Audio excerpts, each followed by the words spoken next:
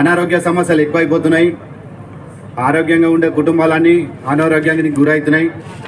కావున ఇందాక రాజుగౌడ్ చెప్పినట్టు ఈ గ్రామ పంచాయతీ పరిధిలో ఒక నూతనంగా మంచి ఒక హాస్పిటల్ ఏర్పాటు చేసి అక్కడి నుంచి ప్రభుత్వంతో మా అడిషనల్ కలెక్టర్ మేడం గారికి కూడా విజ్ఞప్తి చేస్తున్నా, ఒక ఆరోగ్య ఉప కేంద్రం ఏర్పాటు చేసినట్టయితే కనీసం ఇక్కడ ఉన్న వృద్ధులకు కానీ వికలాంగులకు కానీ పేద కుటుంబాలు కానీ అక్కడ ఈ డస్ట్ ద్వారా వచ్చే ఆరోగ్య సమస్యలపైన కానీ ఇతర సమస్యలపైన కానీ అక్కడ ఉంటుంది. ఎందుకంటే ఇక్కడ నుంచి 10 కిలోమీటర్ పడంచెరు పోవాలి, అక్కడ 10 కిలోమీటర్ జిన్నారం పోవాలి. గవర్నమెంట్ హాస్పిటల్ పోవాలంటే ఉన్నవారు ఏ హాస్పిటల్లో చూపించుకుంటారు, కానీ పేద కుటుంబాలకు గవర్నమెంట్ హాస్పిటల్ ఉంటుంది కనుక దీనిపైన ప్రత్యేకంగా శ్రద్ధ తీసుకోవాలని, అదేవిధంగా ఇప్పటిదాకా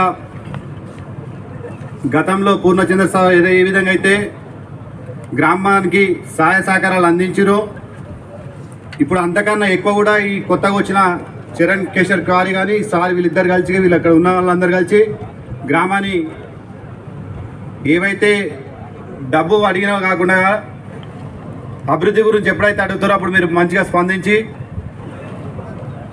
ఖచ్చితంగా అందులో మీ తోడ్పాటు సాయం ఉండాలని కోర్చో. అదేవిధంగా ముఖ్యంగా అయితే ప్రత్యేకంగా చెప్తున్నా సార్, మళ్ళా చెప్తున్నా, రైతులకు ఇబ్బంది అవుతుంది. బోరుబావులో మోటార్లు పడిపోతున్నాయి. అలాంటి వారు ఎవరైనా మీ దృష్టి తీసుకొచ్చినట్లయితే వారికి మీ ద్వారా ఖచ్చితంగా సాయం ఉండాలి. అదేవిధంగా కొంతమంది పశువులు చనిపోయినప్పుడు ఇబ్బంది అవుతుంది. అప్పుడు కొంతమంది స్పందిస్తున్నారని చెప్తారు, కొంతమంది స్పందిస్తలేరని చెప్తారు. ఎవరికైతే అన్యాయం జరిగిందో మీ ద్వారా ఎవరికైతే అన్యాయం జరిగిందో వాళ్ళకి ఖచ్చితంగా న్యాయం చేయాలి.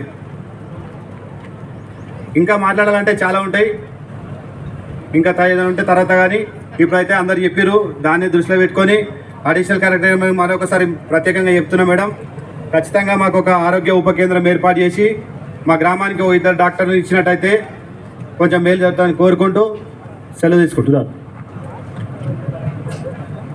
ఈ లక్ష్మణ్ సింగ్, మాదారం విలేజ్.